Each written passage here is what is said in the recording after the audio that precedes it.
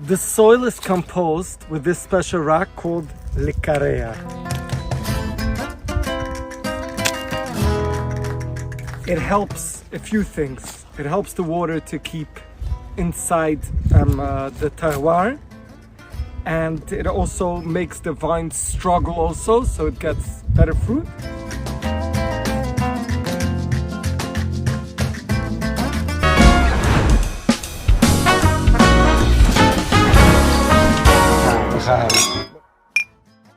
I'm here with an old friend, David Cohen, and he's representing the Cohen family today. Yes. Until your father comes.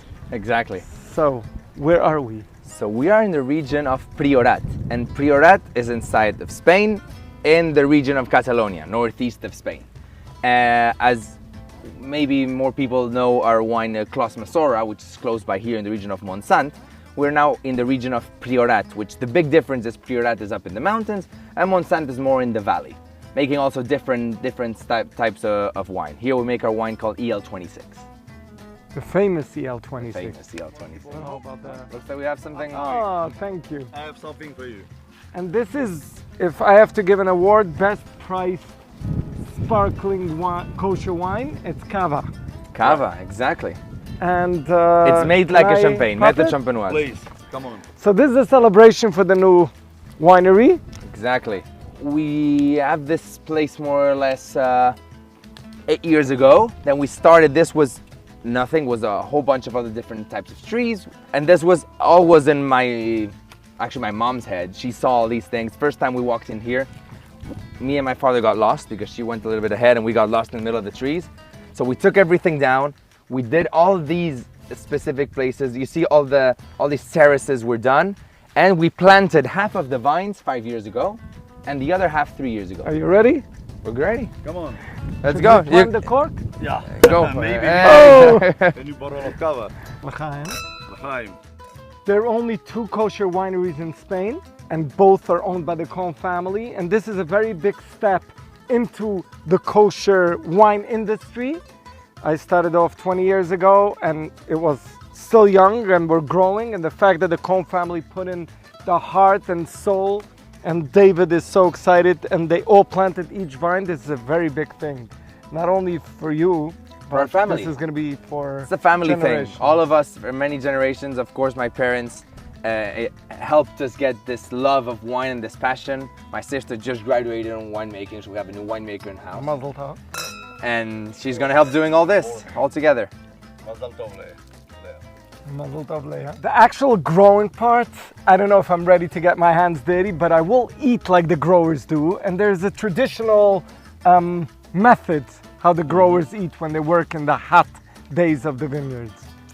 So most the workers here, what they do after a long day of working, at some point they come here to the shade of a tree and they sit down maybe in a log or something. They take out this special knife and they just cut it up, and you have some bread if you want also, and then you eat it, and then that's the snack or breakfast, and then Moishe has the real then I can thing. tell people that I work the vineyards. It can work, yeah, also. Oh, yes, sure. Tomorrow we wait for you 5 a.m. to start working.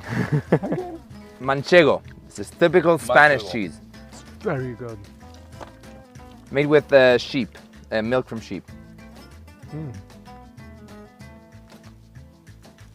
Very tasty. Very good. You see the manchego here, as it goes here on the side, see it gets a little bit darker, is because it's drying off and it goes and gets little by little to the middle. And then it gives a little bit more intensity. So then depends on how you like your cheese, you can let it dry a little bit more, a little bit less. How long can you age? This one I think is close to 3 months, more or less.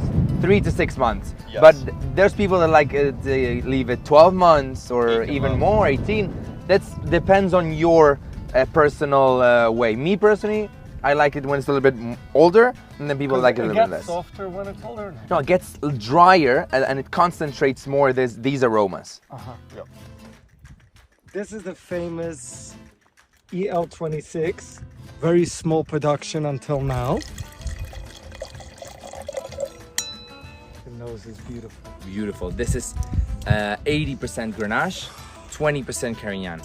Here you see It's these rocks, this slate soil you see here. By the way, the idea is to do the same color as in the label.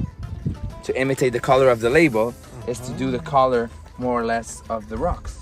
As you see, by the way, I threw it, it breaks. That's how the roots can actually go inside. And the water holds better. And the water holds better, and the roots know exactly where to go. L'chaim, Chaim. Papa. Chaim. Wine is beautiful and it's ready to drink. 2020. It's 2020 and it's beautiful. But it has a potential of at least 15 years. At least, you drop one. It is Moishe brings the bottle, but this time it's me taking a bottle. Thank you so much, David. It was personal. It was warm. Thank It you was for coming. beautiful. It's a real family affair. Your younger sister becoming the winemaker, your mother controlling the kitchen, your father in the background, but with so much love and so much passion. Continue Kloma soda. We'll continue the olive oil. Hopefully your mother will make me the Gazpacho. gazpacho, the delicious, yummy summer soup. We'll see you, I guess, in a few months. We're working on something. Ciao, ciao. Okay, we gotta catch the train. We missed it last time. We're not doing it again, David. Let's run. I know it's exciting, but I have to go back to sell some wine to some people sometime in my life.